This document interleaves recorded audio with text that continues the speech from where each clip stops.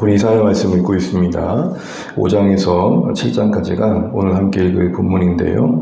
5장은 그 유명한 이 포도원의 비유가 나오죠. 극상품의 포도를 심었는데 너희는 들포도를 내는구나 라고 하면서 하나님의 기대에 합당하지 않는 이스라엘을 판단하시는 하나님의 이야기가 나옵니다. 6장에서는 우리가 잘 알고 있는 이사야의 소명의 장면이 나오고요. 7장에서는 아하스 왕이 거듭되는 하나님의 간섭하심에도 불구하고 아수르를 의지하는 선택을 하는 그런 장면들이 쭉 이어지고 있습니다. 우리가 오늘 특별히 이 아침에 6장을 잠시 보고 싶은데요. 6장의 1절을 보시게 되면 이렇게 시작합니다. 우시야 왕이 죽던 해에, 어느 한 시기를 말하는 것 같지만 신학적인 측면에서 보게 되면 하나님을 의지하지 않았던 것들이 무너질 때에 라는 것입니다. 우시야 왕은 52년의 왕권의 통치 기간을 가질 만큼 상당히 안정적인 통치를 하였습니다. 이때의 북이스라엘은 거듭 왕권이 바뀌면서 불안했던 거에 비하면 상당히 안정적이었던 거죠. 안정적이었을 만큼 또 그만큼 또 외부적으로도 굳건한 국가적인 기세를 유지하고 있었습니다. 그래서 어떤 사료에 보게 되면 당시에 아수르의 조공을 바쳤던 나라의 명단에 이 당시에는 이스라엘이 없었습니다. 그만큼 강대국에도 맞대응할 만큼 군사적으로도 큰 문제가 없었던 것이죠.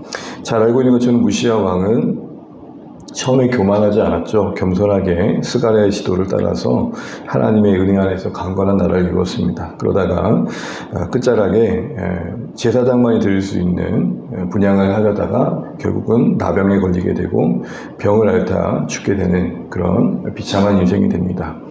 교만의 끝이 그의 나병에 걸림으로 나타났고 결국은 죽게 되었죠.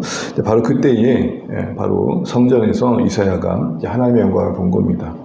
맥락상 보면 당시의 우시야 왕은 정말로 이스라엘 백성들에게는 절대적인 존재였습니다. 나라의 강건함을 유지하고 있었으니 더욱 그렇겠죠. 의지할 수밖에 없는 왕이었습니다. 우리가 우시야만 있으면 괜찮을 거다. 근데 우습게 말이지만 우시야가 죽고 나니까 웃자무가 된 겁니다. 그때 이사야가 선택했던 것은 성전에 가는 거였습니다. 그때 성전에 갔을 때 우리가 오늘 본문에 읽은 것처럼 6장 1절 중반절을 보시게 되면 주께서 높이 들린 보좌에 앉으신 걸 본 겁니다. 우시야 왕의 죽음은 왕의 부재입니다. 그러나 그 왕의 부재의 자리에도 불구하고 여전히 천상의 보좌에는 하나님이 계심을 보게 하신 겁니다. 우리 인생에 위기가 있습니다. 늘 의지했던 것들, 늘 가까이 있던 것들, 우리를 지켜줄 것 같던 것들이 무너질 때가 있습니다. 우리는 그걸 위기라 그럽니다. 그런데 그 위기의 순간에 이사야를 통해서 보게 하신 것은 그 모든 상황을 여전히 주관하고 계시는 천상의 보좌였습니다. 우리가 신앙으로 산다는 것은 바로 이런 안목을 갖게 되는 게 아닌가 싶습니다. 우리의 인생에 예측할 수 없었던 참 많은 일들이 일어납니다. 그런 상황 속에서 우리는 위기를 겪게 되면 많이 흔들립니다.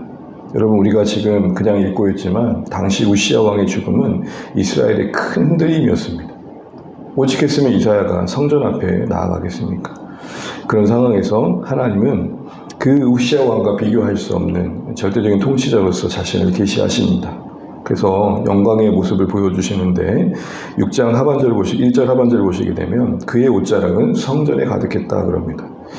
여러분, 하나님의 어떻게 보면 묘사이죠. 하나님을 묘사한 건데 하나님의 그 왕의 옷자락의 그 일부분도 성전을 가득 채운 만큼 하나님은 크신 분이라는 겁니다.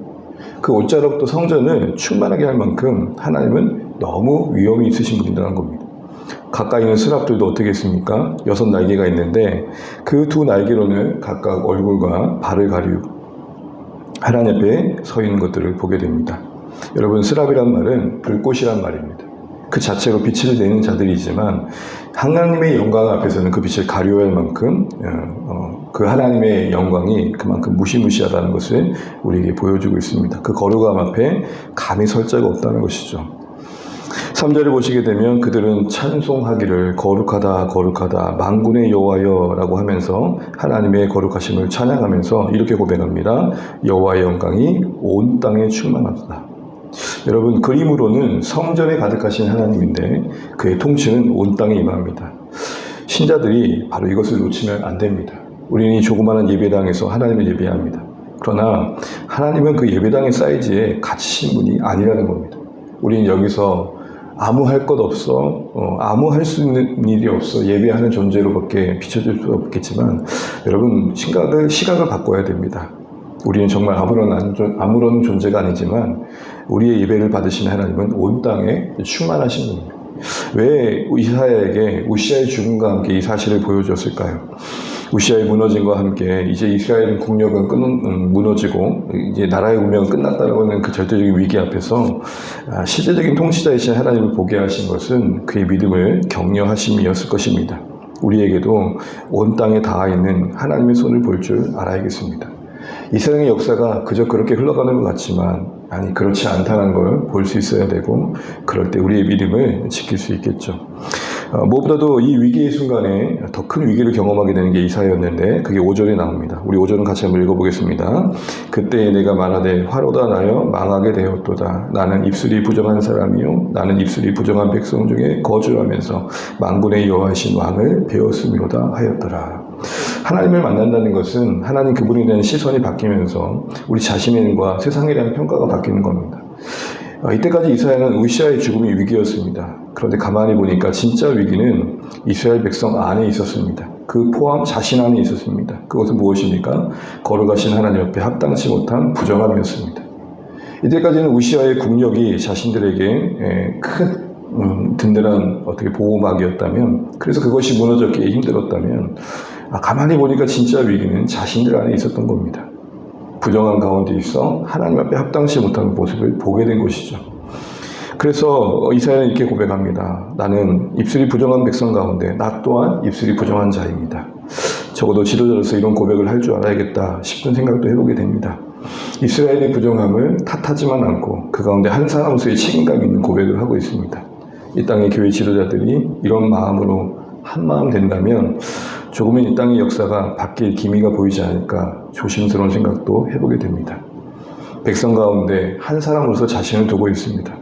자신이 이사야가 왕족으로서 지도자의 자리에 있었지만 그렇기 때문에 백성들과 또 다른 사람으로서 자신을 여기고 있는 게 아니라 동일하게 하나님 앞에 백성 가운데 부정한 자로서 자신을 여기면서 하나님의 공유를 구하는 자리에 있음을 고백합니다. 그 위기 가운데 6절에 보게 되면 하나님은 공유를 베푸십니다. 천사 중 하나를 이사야에게 데려가서 그 숯불로 그의 입을 정결케 해주십니다. 7절 하반절을 보게 되면 사함을 얻습니다. 은총을 얻은 거죠. 8절에 보게 되면 그 뒤에 이사야는 하나님의 음성에 응답합니다. 내가 누구를 보내며 누가 우리를 갈고 이 천상의 회의에 하나님의 심판의 메시지를 전할 자를 찾을 때 자신이 자처합니다.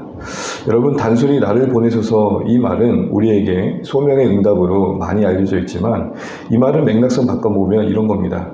하나님, 제가 죽으러 가겠습니다. 딱 이 말입니다. 왜냐하면 그 뒤에 전해지는 이야기가 메시지가 바로 그에게는 죽음과 같았던 것이기 때문입니다. 9절 10절을 보십시오. 우리 9절 10절만 한번 읽어볼게요. 이 백성의 마음을 둔하게 하며 그들의 귀가 막히고 그들의 눈이 감기게 하라. 염려하건대 그들이 눈으로 보고 귀로 듣고 마음으로 깨닫고 다시 돌아와 고침을 받을까 하노라 하시기로. 보통은 구원의 메시지 전하는 게 선지자들인데 이사야는 회개하지 않게 하라고 말하고 있습니다. 이것은 적극적으로 하나님께서 그들을 심판하실 의지를 보이신 겁니다. 이제껏 계속된 불순종에 깨닫지 못한 이스라엘의 당연한 결과를 강조하시는 겁니다. 언뜻 보면 하나님께서 이스라엘이 믿을까를 염려하신 것 같지만 믿으려고 하는 자들의 믿음을 거절하시겠다 이 말이 아니고 지금 이들에게 절실한 상황은 완악함을 확인하고 심판받는 거다 이런 강조를 하고 계시는 겁니다. 그러니까 이스라엘 입장에서는 좋은 메시지를 전하러 가는 게 아니라 심판의 메시지를 전하러 가는 겁니다. 오히려 그들이 얼마나 완악한지를 드러내고 그런 만큼 그들이 이사야를 대적하는 자리에 서게 해서 그들 안에 심판의 정당한 이유가 있음을 스스로 확인하게 하는 메시지를 전해야 했습니다. 오늘 쳐다보지 않겠지만 이사야 30장에 보게 되면 당시 사람들에게는 듣고 싶은 말을 듣고 싶은 분위기가 가득했습니다. 또한 착각도 있었습니다.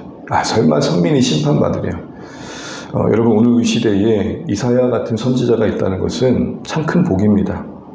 모두가 듣고 싶은 말을 들려주고 또 듣기에 불편하지 않은 말을 하지 않는다라는 것은 사람들에게는 호응을 있을지 모르지만 하나님 앞에서는 안타까운 일이겠죠. 그런 가운데 이사야가 자청하는 겁니다. 하나님, 내가 하나님의 심판의 메시지를 전하겠습니다. 이 말은 해준 가운데 내가 죽으러 가겠습니다. 이런 말을 하고 있는 것이죠. 그런 가운데 이사야는 하나의 질문을 던집니다. 11절 말씀 보시게 되면 주여 어느 때까지인가? 그가 하나님의 심판의 메시지를 전하긴 전하겠지만 하나님 언제까지 이스라엘이 그런 하나님의 심판의 대상이 돼야 됩니까? 라고 묻고 있는 겁니다. 그때 12절에 보게 되면 하나님은 큰 계획을 갖고 계심을 보여줍니다. 여호와께서 사람들을 멀리 옮기셔서 이 땅 가운데서 항폐한 것을 많게 하실 때까지다 말합니다. 이것은 이스라엘 역사 가운데 유다가 멸망하고 포로로 잡혀가서 바벨론으로 옮겨지는 과정을 말씀하고 계십니다. 우리가 알고 있는 것처럼 바벨론으로 옮겨진 이스라엘 역사는 이스라엘의 큰 수치였습니다. 그러나 하나님은 그 과정을 통해 이스라엘의 새로운 역사를 써가십니다. 그 멸망이 지나야 일어날 새로운 역사가 있음을 보여주고 계시는 거죠. 그래서 13절에 이렇게 말씀합니다. 우리 13절 읽고 마치겠습니다. 그 중에 10분의 1이 아직 남았을지라도 이것도 황폐하게 될 것이나 밤나무와 상소리나무가 배임을 당하여도 그 구루터기는 남아있는 것 같이 거룩한 씨가 이 땅에 구루터기니라 하시니라. 구루터기를 말씀하십니다. 나무를 베어도 그 뿌리가 각 뿌리 가까이 베어도 남아있는 그 구루터기가 있는 것처럼 거룩한 씨, 하나님께서 마련하신 소망의 씨, 장차 오실 메시아가 이스라엘에 향한 그 목적을 이룰 하나님의 영광이 될 것이다 말씀합니다. 이스라엘 민족은 멸망하는 것 같지만 이스라엘을 통해 하실 일은 망하지 않는다, 이 얘기를 하는 겁니다. 여러분, 이게 참 중요합니다. 이 땅의 교회가 위기를 겪는 것 같습니다. 예, 맞습니다. 무너질 것 같습니다. 풍전 들어갈 것 같습니다. 그래서 곳곳에서 이래서 다 망한다고 합니다. 여러분, 그러나 한 가지를 더 기억하셔야 됩니다. 교회는 망해도 교회를 통해 하시고자 하셨던 하나님의 뜻은 망하지 않습니다. 그래서 우리가 소망을 갖는 겁니다. 교회의 무너짐은 아픔이고 안타까움이고 속상함이지만 그래도 우리가 소망을 갖는 이유는 이 땅에 교회를 통해 하시고자 하셨던 일들을 이루실 하나님의 뜻은 꺾이지 않는다는 겁니다. 우리가 이 땅에 살아가면서 우리의 믿음 없음을 보게 되실 겁니다. 이스라엘이 흔들리는 것처럼 어떤 상황의 직면에서 이전의 믿음은 아무 의미 없는 것처럼 흔들리실 때가 있을 겁니다. 또한 우리가 바라보는 현실 속에 그런 모습들을 보게 될 때가 있습니다. 그래서 회의감이 듭니다. 믿는 게 무슨 의미가 있는가? 그러나 여러분, 그때마다 잊지 마십시오. 우리는 연약하지만, 그래서 우리는 우리의 무너짐을 볼 때도 있겠지만 우리 각 개인과 교회를 통해 이루고자 하셨던 하나님의 뜻은 꺾이지 않는다. 거기서 우리는 다시 일어날 소망을 갖는 것이고 그 소망을 본 자들이 구루터기가 되는 것입니다. 교회를 비난하고 교회를 떠나는 수많은 사람들이 있습니다.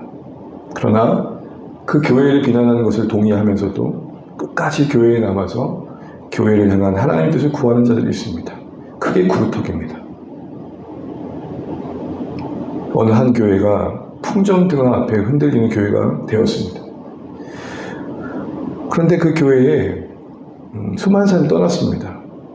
결과적으로는 그게 다 잘못된 오해에서 비롯된 일이었습니다. 그런데 남겨진 자들의 기도가 있었고 그 교회를 지키기 위해 흘렸던 눈물들이 쌓이다 보니까 하나님이 회복의 역사를 주신 이야기들을 들은 적이 있습니다. 우리 교회의 절실한 것은, 이 시대의 절실한 것은 구루터기입니다. 누가 구루터기입니까? 같이 손가락질하는 게 아니라 하나님 맞습니다. 우리가 무너질 현실에 있지만 그러나 하나님은 여전히 우리를 향한 이루실 일들을 이루실 분입니다.